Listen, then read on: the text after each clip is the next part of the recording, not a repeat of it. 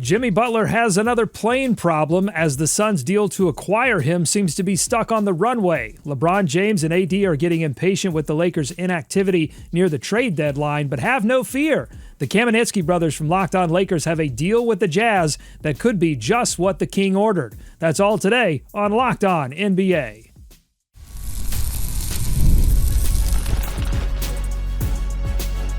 You are Locked On NBA, your daily NBA podcast. Part of the Locked On Podcast Network, your team every day.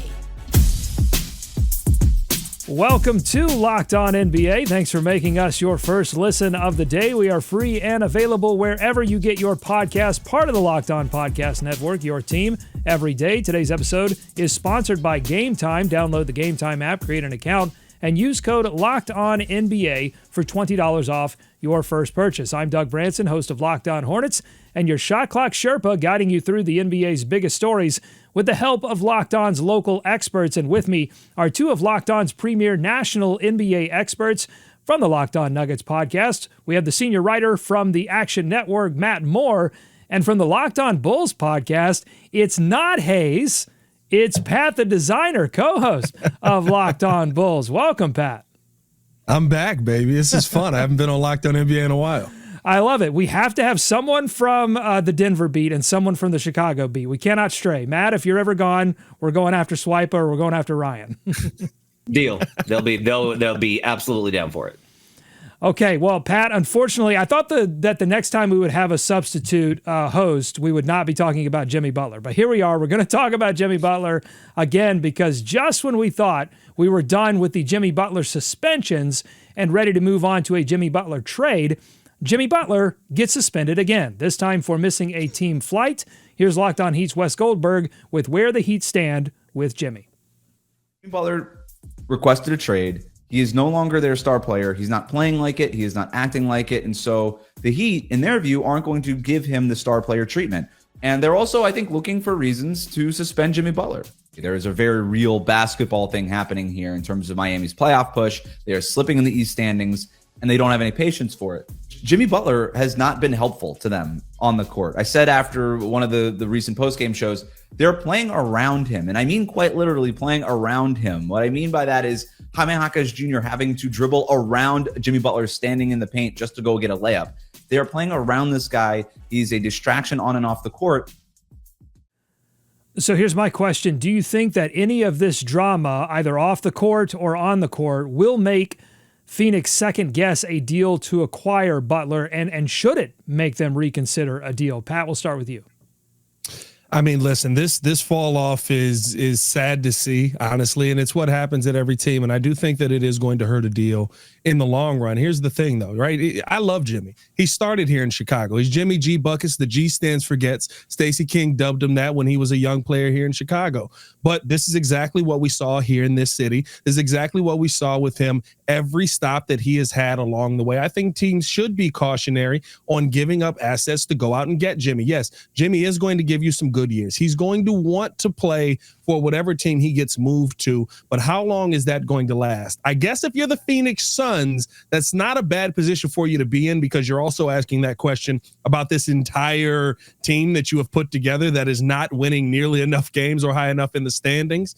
But I think you have to be very cautionary, especially when trading for a player who's coming up on a contract or looking for a new contract, and giving assets up for a guy who may be a little bit disgruntled if you're not talking the numbers that he's looking for you to talk.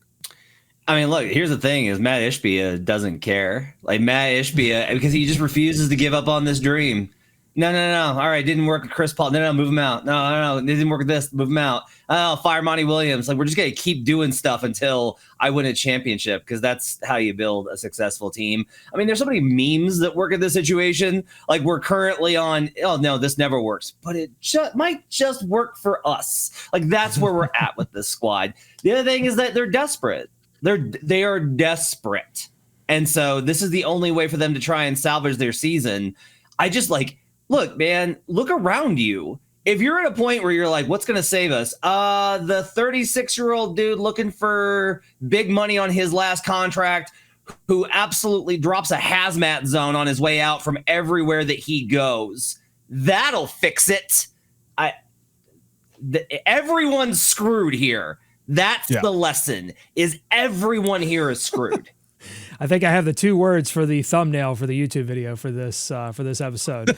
So Ishbia desperately wants it to happen, but can they logistically make it happen? For the latest on where the Heat and Suns stand on this trade, let's hear from ESPN's Tim Bontemps, who went on Locked On Heat today, and from the Locked On Suns podcast. When you're talking to people in Miami these last few days, like I keep getting the sense, at least over these last few days, the awkwardness of this situation has permeated every layer of the organization. Like there is a clear cloud hanging over the team. Did you kind of get that sense over these last few days? Yeah, I mean, look, I think everybody, like I said, I think everybody sort of wants the same outcome here in some form, right? Which is to find a way to resolve this in a way where the Heat get something decent and Jimmy Butler goes elsewhere. But again, I just don't think that means the Heat are going to make a trade just to get it over with. I know it sounds obvious because we've been talking about how ugly Beal's contract is ever since he got here, but I think that we're just kind of being smacked in the face with that right now. Like it really is that bad. Like it is probably the least desirable, least valuable contract, just the contract in the whole NBA. Like you might have to call it that, and that is a very difficult obstacle to get around. I'm not saying they can't. I said at the beginning, I still think that this gets done somehow. Me too. But that I think is what we are seeing this team run into. Is it feels like that this is the only thing that's not working. Okay, one more thing to throw into this conversation. Chris Haynes reporting that sources tell him that the Bradley Beal to Milwaukee, which had been rumored a day prior, is reportedly not an option. Is all of this, Matt, normal posturing, or do you get the sense that this deal is heading towards sort of a doomsday scenario because Beal's contract is, as Locked On Suns put it, untradeable? I don't think so. And the reason I say that is I think that there are options that have been discussed, and like I've hinted at them on the show a lot, I think there's another team that will probably take Beal. And I think that those assets wind up going to Milwaukee, and then Milwaukee sends out stuff. I actually don't think that this is a situation where they take on Beal or Jimmy. I think that they're going to be the conduit for another part of this deal. The question I don't know is who takes on Beal's contract. The other thing, I will just return to this once again, which is why it's so great that we always have a Locked On Bulls host on here. I am not prepared to say that this Bulls part of this component is dead. Maybe that those talks are over and done with because they were 3-4 weeks ago. I continue to believe, and actually one of the things I've heard recently is it might be a deal that doesn't involve Zach LaVine, that they wind up taking on money and trade assets to move off of Vooch or Lonzo Ball and then find another deal for LaVine or keep him. I'm just not willing to move on from it. What I do think is Haynes's comments about Milwaukee. Jimmy doesn't want to go to Milwaukee supposedly, but maybe that's like a maybe no. And then, oh no, Beal's not going, but that doesn't mean that Milwaukee's not involved in the deal. I still think this is a multi-team deal that involves Milwaukee. I just don't know where all the pieces go. Yeah, listen, I could see Chicago being involved in this. I don't know if Zach LaVine is the name, and I don't know if they take Bradley Beal back, but we've seen Arturas Karnisovas do a lot of things that we say, are you really doing this? I thought this was a no chance scenario. The one thing that I will say, though, is I don't see them bringing in Bradley Beal and maybe some draft assets to try and fix your cap, because Bradley Beal is, I guess at this point, even though he's the third option, you could say worse Zach LaVine, because he's not giving you any effort defensively. We talked about this on Locked On Bulls today, and you're adding about $9 million more to your cap. So you're really getting in a worse situation and not really resetting anything. That doesn't make any sense for the Bulls, but I do think that they want to be involved in this. Vooch has been a name that's been thrown out there. We know big men at the trade deadline is where everyone is always looking. And Nikola Vucevic, while a defensive liability at times, is one of those players who you know what you're going to get out of him. 20-plus points, 10-plus rebounds. That's something that a lot of teams want to hang their hat on. And so if the Bulls are involved in this, I could see them being an interesting conduit to get one of these deals done. The real question is, how bad does Matt Ishbia want Jimmy Butler?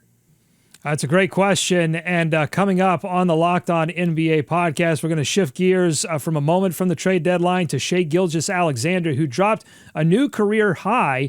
Does he have a stranglehold on the MVP race, or does an improved Nuggets team give Jokic a window to win? And the LeBron and AD want help from Rob Pelinka. And Locked On Lakers, they have an idea. Stay tuned. Locked On NBA. Today's episode of the Locked On NBA podcast is brought to you by Talkspace. Therapy, it's a game changer. It can help manage stress, improve sleep, and communicate more effectively. But finding the right therapist and fitting sessions into a busy schedule can be a challenge, and that's where Talkspace comes in. Talkspace, the leading virtual therapy provider, makes getting the help you need easy, accessible, and affordable. With Talkspace, signing up is simple. You can match with a licensed therapist who fits your needs, usually within 48 hours, and it's convenient. You can have sessions from the comfort of your home and even message your therapist between appointments. Plus, Talkspace is covered by many insurance plans, and for most insured members, there's a $0 copay. It's never been easier to prioritize your mental health. As a listener of this podcast, you're going to get $80 off your first month with Talkspace when you go to Talkspace.com/LockedOnNBA and enter the promo code SPACE80.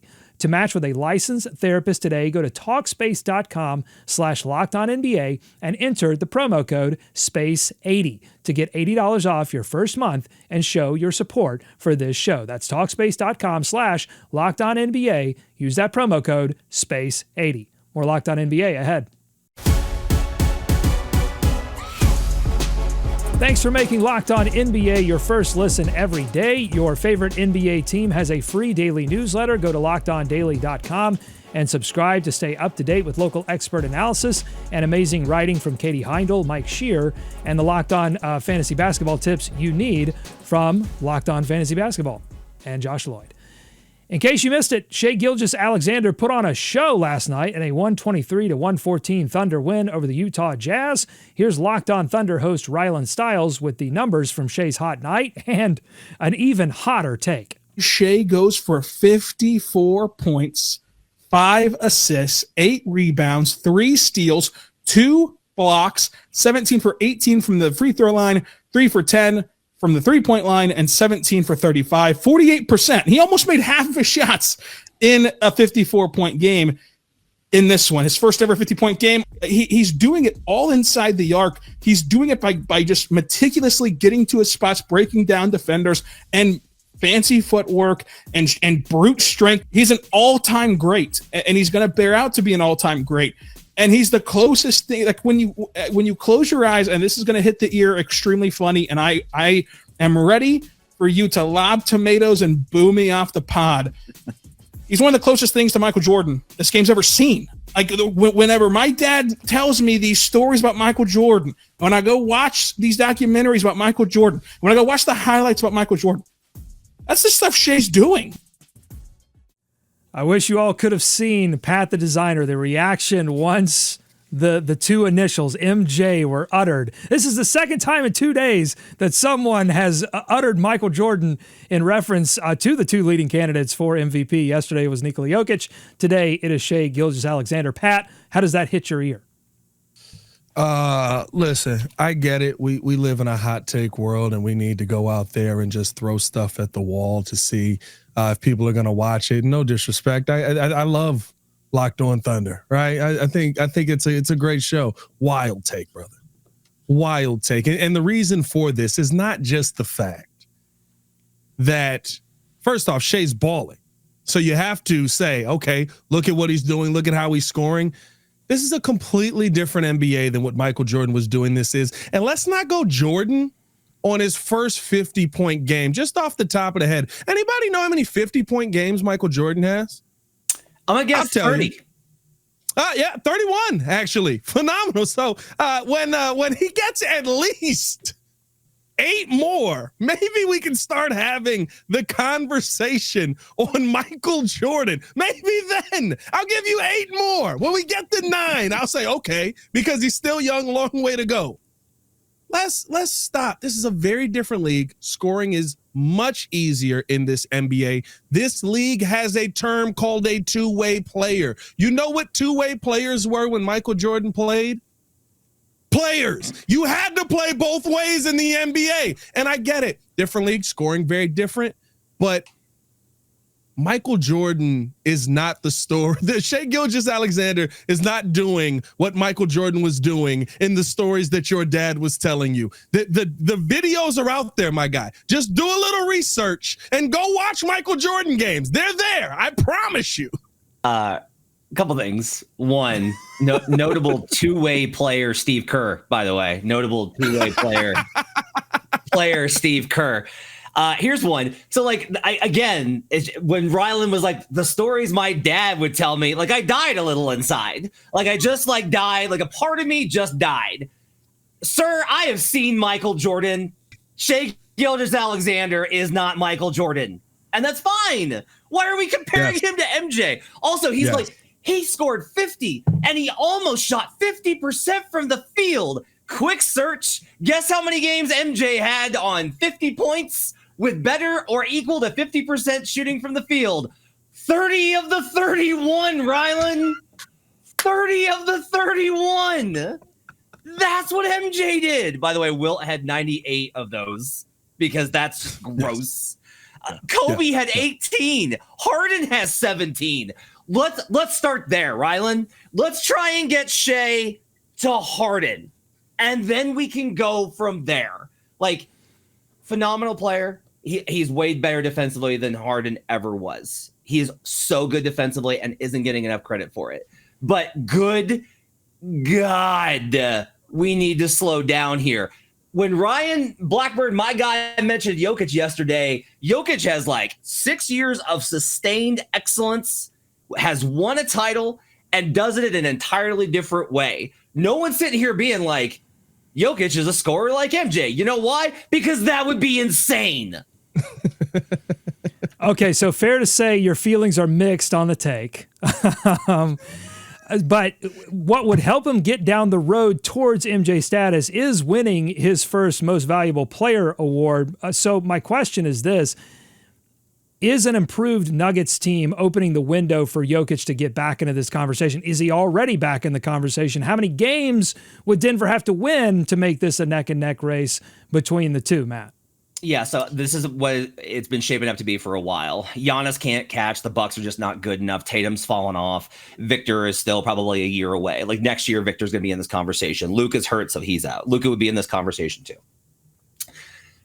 This returns to if Shai wins 65, how many games if Jokic keeps this up at 30, 13, and 10 on 55% from the field, 40% from three, and every advanced analytic under the sun, although notably Shai leads in EPM.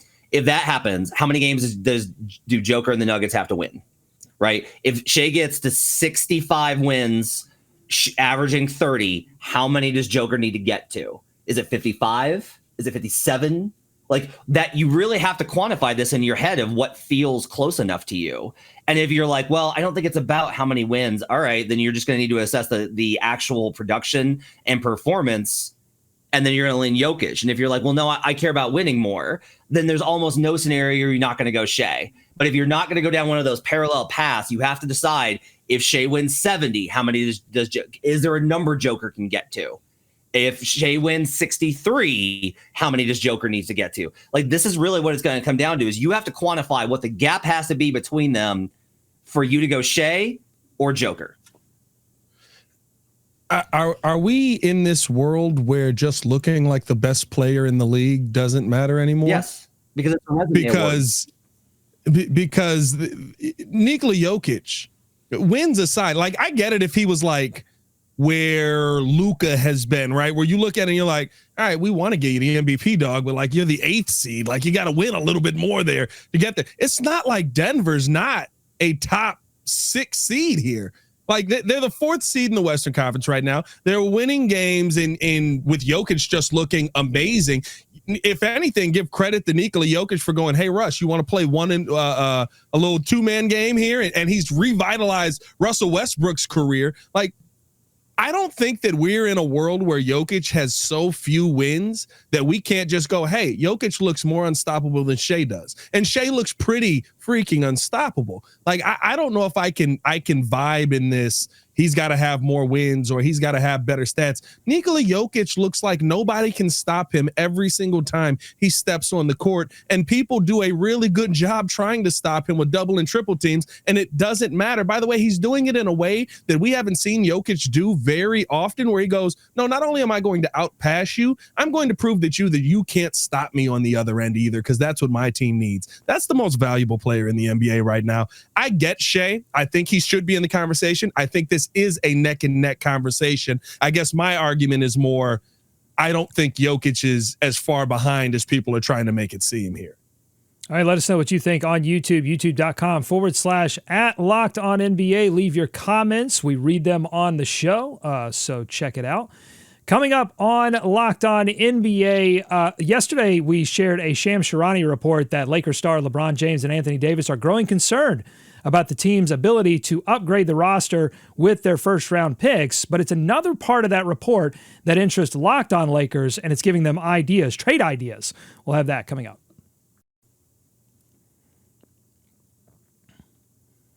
Today's episode of Locked On NBA is brought to you by our friends at Game Time. Win or lose, rain or shine, there's nothing like being there in person at a live event. Whether it's a big game, a concert, or a comedy show, Game Time makes it easier than ever to find great tickets at amazing prices. And with their new feature, Game Time Picks, you can skip the endless scrolling and get right to the best deals on incredible seats. It's all about saving you time and money while finding the perfect tickets. Plus, you can use the super deal option to score top-notch seats at unbeatable prices. Game Time also gives you features that make buying tickets stress-free, like the all-in pricing feature. You just toggle that on, no surprise fees at checkout, and you can get a panoramic seat view so you know exactly what your view is going to look like before you buy. I love that feature. Take the guesswork out of buying tickets with Game Time. Download the Game Time app, create an account, and use code LOCKEDONNBA for $20 off your first purchase. Terms apply. Again, that's code LOCKEDONNBA for $20 off. Download Game Time today. What time is it? Game time. Time for more Locked On NBA ahead.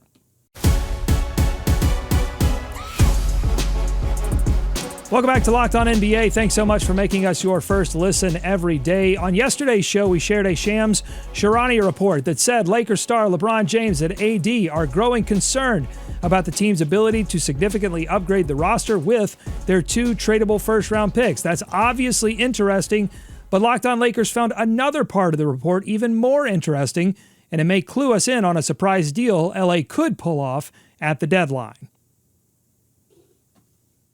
This part of Shams' report for ESPN is what actually caught my attention more than even the part about LeBron and AD, their temperature in terms of what may or may not happen with the Lakers. The quote, the Lakers have done their due diligence engaging trade interest around the league and are open to using their tradable first-round picks for players who are a fit for this iteration of the Davis-James team, as well as several years to come, under Redick, sources said. The only package that meets what Pelinka is sort of talking about, which is fits now, also on the timeline for Anthony Davis going forward, even when the LeBron era is over and all that, is Utah with Walker Kessler and Collin Sexton. It would certainly cost some picks. They'd have to probably take the protection off the pick they already owe Utah. They might have to throw in Dalton Connect or something like that. But is that the kind of deal that you think does it for the Lakers? Oh, I love it when the Locked On local host asks the question that I want to ask. Does it do anything for you? Does it do anything for the Lakers? Does going all in for a Collin Sexton, Walker Kessler pairing make sense, Pat? I mean, listen, I think it makes sense from this standpoint. The Lakers always need somebody who can dominate around the rim. I think Walker Kessler has been somebody who has been kind of underutilized, underlooked at in that Utah system. I think that he's a much better player. And we saw that early on from his career, dealt with a little bit of injury, and then really didn't get back into that rotation of things nearly as strong as we saw him early on in his career. For me, I think that's the kind of player that if you put him on the court with Anthony Davis, it allows Anthony Davis to be able to just be the offensive Anthony Davis that could be so incredibly deadly in the NBA. From that standpoint, I do like it. Collin Sexton, to me, young bull, I've been somebody who's always been high on young bull. I think that he's a really good player. I think that he's somebody who needs the ball in his hands and only him. If that's the case, if you're talking about bringing Collin Sexton off the bench, that's a perfect role for him. Although, you know, do you then have to question, are you hurting some of your bench pieces that are out there? Or even is JJ Redick going to like the idea of having a player on his team who has to be so ball dominant? And you see him when he's going towards the basket. He can be an unstoppable player, but he also can take you out of your game plan in those moments. Those are some of the tough questions you have to ask when making a trade like that. I do like the trade, but I don't know if it's a put you over the top trade. And I don't know how much pressure it takes off of LeBron AD, still having to go out there and beat LeBron and AD. Just checking real quick to see if Collin Sexton. Oh, look at that. Collin Sexton is repped by Clutch Sports. What do you know? So I think the fit's pretty good here. So it's done is what you're saying. It's a done deal. Sexton wants out. Like, that's not a secret in the league. Like, everybody kind of knows it. And Utah's like they're going to move him by the deadline. Somebody's going to get a very good player, I think, in Sexton. Kessler, I am still not sure if they're still looking to move him. They had soured on him last year. He slid down the rotation. I think some of that was Will Hardy just trying to get him to do the things that he needs to do. He's been back in the starting unit. He has been back in the rotation, and they seem to have kind of repaired some of that relationship. The offer I'd heard over the summer was that there was an offer for 2 first-round picks for Walker Kessler. That was what the Jazz rather were requesting. And they couldn't get it, which is one of the reasons that he wasn't moved. So this might fit that, right? If you send 2 firsts, Dalton Connect, which you can say is a first-round pick, salary filler, that kind of makes a lot of sense. I think this is probably doable. I don't know if this gets them over the hill. It helps with Anthony Davis not having to play against anybody who can bully him. So that helps. Like, he can go hide and just block shots and look good. Like, that's great. And then Collin Sexton, you know, combo guard that doesn't need to play on ball with LeBron, but can play on ball because LeBron doesn't need to play on ball as much anymore, which is an ugly secret. That probably works. And so if you look at the whole combo here, right, of Dorian Finney-Smith, Collin Sexton, Walker Kessler, those additions sending out what they have, that probably makes the Lakers better. I just don't know if it makes them a championship contender. And do you view this reporting from Shams, if it's correct, and Pelinka is looking for someone that helps him win now, but also is on this other timeline that involves AD and doesn't involve LeBron, is this just a case of the Lakers sort of setting up that they're not going to do anything at the deadline because they didn't find that sort of perfect player or perfect pairing of players, just an excuse not to use those first round picks, Matt? I just wonder if this is less, if we're like, oh, it could be like Collin Sexton and Walker Kessler. And instead, Rob Pelinka is like, it could be Donovan Mitchell again. Maybe they'll give him to me. Maybe someone will just give me a superstar because that's what everyone else has done. So why can't we just get a superstar? Like, that to me seems like more of what they're going to go for. Like, if this is coming, if Pelinka and Buss are on the same page, which is how it's been pitched, then Buss is going to want to continue the legacy of her father, who got whatever he wanted for almost nothing. And that's what they're going to want. I could see that. The one thing that I will say, though, is I think that there is a real possibility for a timeline want on this. You realize at this point that Anthony Davis has not stepped up to prove to be that number one. You've got to start finding some guys that maybe can come in and accentuate the game for him. If you've got an on-ball guard moving forward without LeBron James and Collin Sexton with Anthony Davis, that's not a bad spot for you to be in. If you've got a guy that could put up essentially 20 points on 10 shots a game, and Walker Kessler, those are things that kind of make AD's life a little bit easier where, yeah, you can go off for your 25 and 15 rebounds, and we need that, but you don't have to be the only one out here being the leader on this team, being the star of this team. We're giving you more of a group that you can work with, and I think I could see that happening with the AD timeline as well. All right, the 2025 NBA All-Star Game starters are set to be announced tonight during TNT's pregame show at 7 p.m. Eastern Time. Who should be starting that probably will not be selected? We know what the third returns on the fan vote are. We'll wait to find out what the media and the players have to say, but who should be starting, Matt, that probably won't be selected? I mean, I think Garland's probably is the right answer, as much as I don't want to give into Danny Cunningham's whining. I think that's probably accurate, that Garland needs to be on the list. Like, he's just been the best player. He's been the best player for the best team in the league, and that I think deserves a starting spot. I'm right there with you. That was the name that I was going to pull. It's the only name that you can pull. I mean, he's been dominant all season. You look at him and he's somebody who I think is under talked about in NBA circles right now because we're focused on Shai, because we're focused on Jokic, but he's somebody who has been playing at an unbelievable level and he's been dominating in this Eastern Conference. There's no question about it. If you're not going Garland, how is he not the starter at this point? Like, this is when you go, oh, the NBA All-Star game is just who's selling the most tickets, who's the best looking guy, who's got the politics on their side. Well, they were certainly talking about Darius Garland missing those free throws last night. There was certainly a lot of conversation. Does that hurt a little bit? Oh boy. Well, that was the conversation on Locked On NBA Game Night. Would a one-game situation like that impact all-star starter conversations? I don't think so. And you can't even throw in the like Donovan Mitchell and Darius Garland being starters because the starters really don't matter because of the way the new all-star game is being set up.